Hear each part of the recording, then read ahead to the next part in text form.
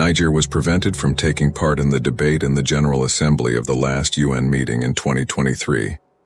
This was a depraved depiction of what the West might do to nations who want to remain independent and unaffected by it.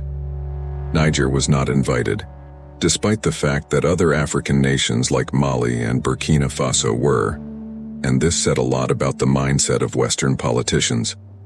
Remember that Niger is not alone. Coups have also occurred in Mali and Burkina Faso. Why, however, would the UN had let them participation while obstructing Niger? Surprisingly, Niger intended to disclose before the UN General Assembly that the UN Secretary had to forbid it and prevent it from taking the platform. Even yet, Niger has criticized the head of the UN and made statements that no other nation would. Furthermore, Mali's president mentioned this unjust and unlawful hindrance, looking directly into the eyes of Western leaders when positioned in the General Assembly.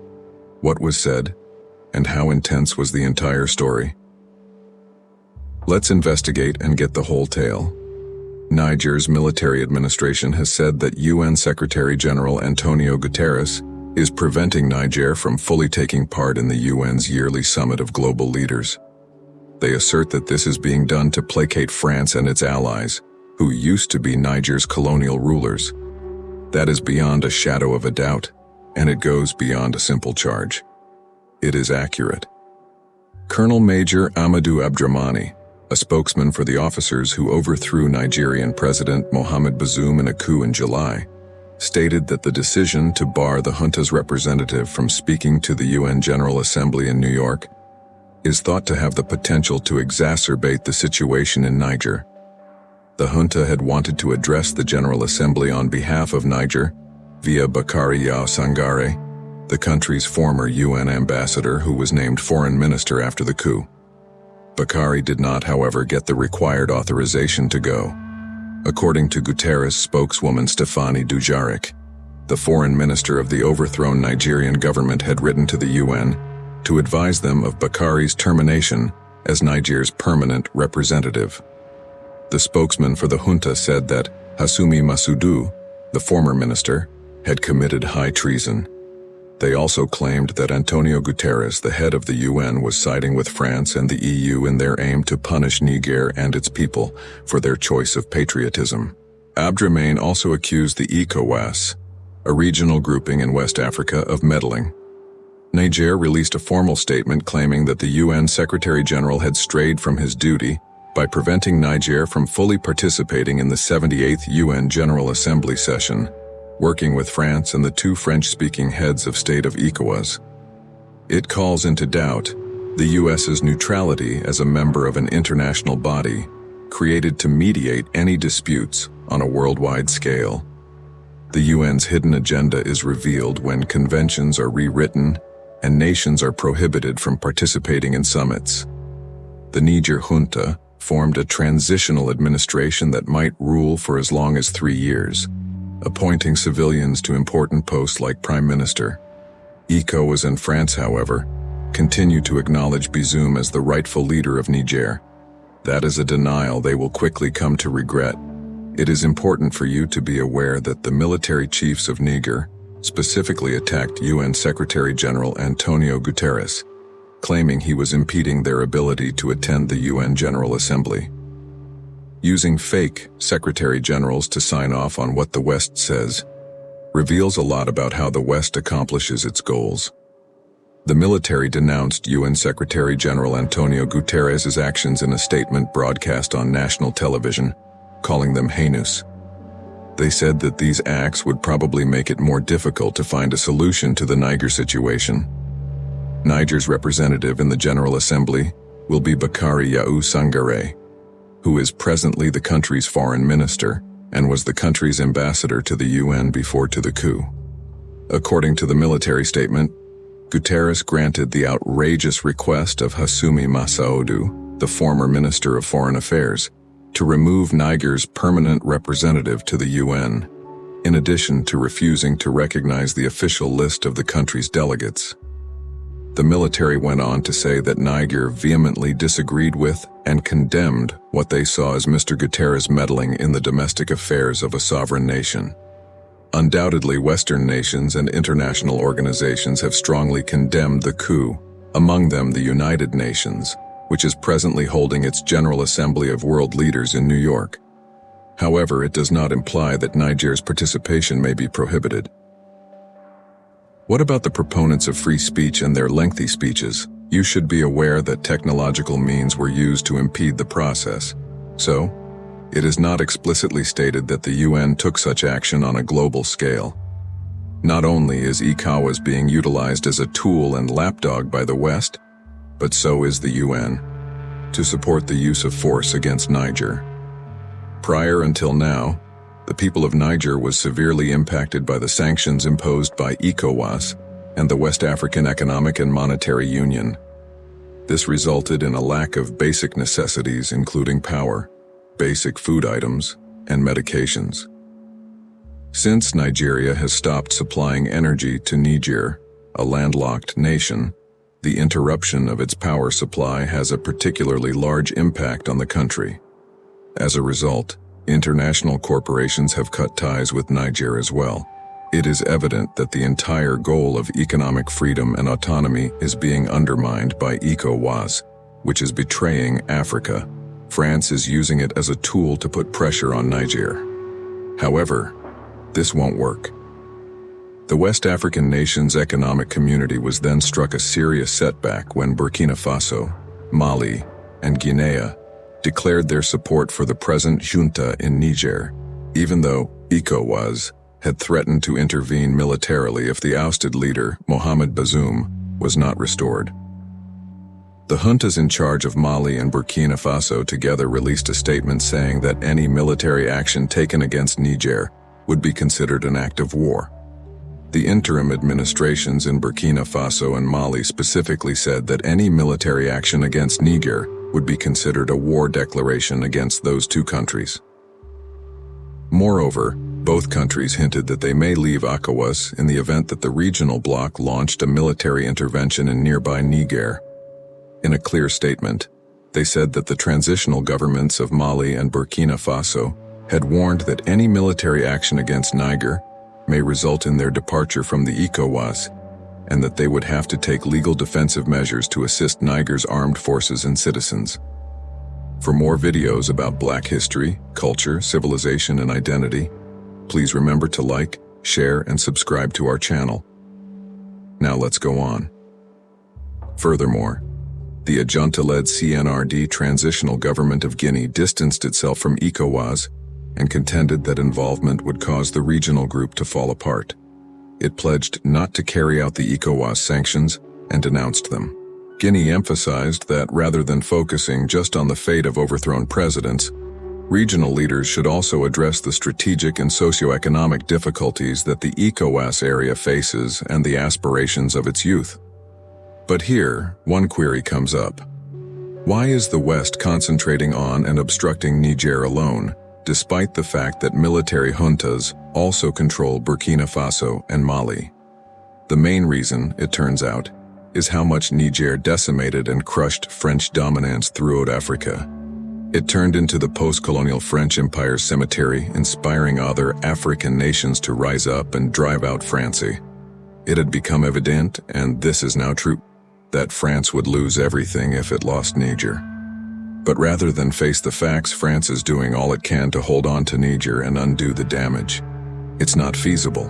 However, France wants the previous president of Niger to be reinstated by the junta so that he may serve as the French puppet once again. A young military commander from Nigeria named General Abdourahmane Tiani, along with several of his fellow soldiers, staged a coup d'etat in Niger on July 26th. Unlike many past coups in West Africa, this one in Niger was not planned by France. As a matter of fact, General Tiani despises France, seeing it as an oppressive force that has used its natural riches to plunder Niger and keep its people impoverished in order to forward its own agenda. President Mohamed Bazoum, who was seen as being loyal to France, was overthrown by Tiani, who then installed a new cabinet with 21 ministers, 3 of whom were generals in charge of the interior, defense, and sports. This marked the beginning of France's decline in Africa. Niger's uranium deposits, which account for around 20% of France's uranium needs, are the main reason for France's strong interests in the country. According to reports, uranium from Niger powers 1 in 3 light bulbs in France, despite the fact that an astounding 90% of Nigerians lack access to energy. In addition, Niger has been forced to reimburse France for the end of colonialism and the enslavement of its people. While the African country's sovereign reserves are still under French authority, therefore, France will have absolutely nothing left when French influence in Niger ends, which would lead to rifts in French foreign policy towards Africa. France and other colonial countries derived their riches on the exploitation of Africa, and they will collapse if this ceases. The West is attempting to depict this coup as a danger to democracy as a result, but they ignore the hundreds of Nigerians who have demonstrated in the streets in favor of the junta, and those who have staged protests in front of the French military facility in Niamey. Furthermore, a lot of Nigerians think that France has sent out terrorists to cause instability in the nation in an effort to bring back Bassoum and seize control of its natural riches. The junta has previously charged France with releasing terrorists who killed 17 Nigerian soldiers. Understanding how important it is to maintain a prominent position among the world's most powerful economies, France is making every effort to maintain its influence in Niger. El Hadji Idi Abdou, Vice President of the Alliance for Peace and Security in Niger, claims that France is pushing for possible military involvement in Niger by using its influence in the West African nation's economic community. Paris's first objective is to make sure Niger stays in its zone of influence. Not only would a French exit from Niger upset its geopolitical position, but it would also cause its ranking among the world's top economies to fall from 7th to 39th. The fact that France mobilized ECOWAS and all of its resources to maintain control over Niger is unmistakable evidence of its determination to keeping the country inside its borders. Giving up Niger would be like to losing everything in France. Losing Niger would thus mean losing everything. France has moved the Niger problem to the top of its National Defense and Security Council's agenda because this is a fight for life. For precisely this reason, France is preventing Niger from attending the General Assembly by utilizing the UN. We have pushed France to leave, as you should be aware. It has breached the deal that binds it to Niger. But France refuses to leave Niger because of its veto authority and military might. This is the harsh reality, a rule of the jungle, that we are seeing. The world has to be aware that a military intervention constitutes a succession of unlawful activities. Already considered unlawful, due to the lack of an official document from ECOWAS or the West African Economic and Monetary Union endorsing or prescribing it. Everyone can now see that France is playing both the UN and ECOWAS cards. France has continued to be present in Africa, in contrast to other colonial powers like Britain, who left their previous African possessions quickly. France has persisted in its involvement, either due to a feeling of accountability for the effects of colonialism or a want to keep enjoying the advantages of its former possessions. Paris has fostered a system known as Francafrique by being involved in African politics and economy for more than 60 years. Favored presidents could be reached directly by French authorities, and French companies were awarded large contracts. The French-backed CFA franc, which was adopted by 14 countries in Western Central Africa, including Niger, offered the exchange rate stability that former British possessions had long desired. It did, however, also benefit elites in Africa and France, who relished French luxury goods bought with hard cash. When necessary, France quickly sent in the armed forces, stepping in to quell civil upheaval in the Ivory Coast in 2002, once again in 2011 when Laurent Gbagbo refused to stand down, and 7 times in the Central African Republic since that country's independence. The French Air Force helped drive out Islamist terrorists that threatened Bamako in northern Mali in 2013. If Niger formally leaves France's sphere of influence, all of this seems to disappear. You may now see why, when it comes to Niger, France is willing to stake all. Regaining Niger would mean maintaining influence. Losing it would mean France and Africa would vanish. This is now a reality, as France's 20 former colonies in Africa have banded together to ultimately exterminate the French. Activists in Senegal attacked French-owned companies and set fire to the CFA franc. When the military authority in Mali drove out French forces last year, there was a party. Niger planted the seed of bravery that led to all of this. Russia has benefited from France's defeat. President Faustin Archange Touadéra of the Central African Republic resorted to Wagner mercenaries after French forces were unable to put down revolt in the country. These hired guns are now in charge of everything from Touadéra's schedule to the nation's gold mines. The military chiefs in Mali had driven out what they called the French junta, and now turned to Wagner for support. The United States and France, along with the rest of the Western world, would suffer if Russia gains further influence in Africa. For this reason, Niger has emerged as the focal point of the West's efforts to reclaim its power. As France's last resort partner, Niger's civilian government fell. The country's influence in the Sahel seems to be ebbing. Since the orchestration of the removal of Mohammed, the president of Niger, by General Abdourahmane Tiani, French President Emmanuel Macron has been in office. Paris retreats and acknowledges no rightful authority. And you know what? The United Nations is operating on the same premise. Countries like France are aggravating the problem, rather than listening to Niger and abandoning their colonial mentality. It's using global institutions like the UN as its instruments, which would further erode African countries' faith in the UN. The world would be in for a huge shock if all of the African continent opted to withdraw from the UN, but nobody is paying attention to it.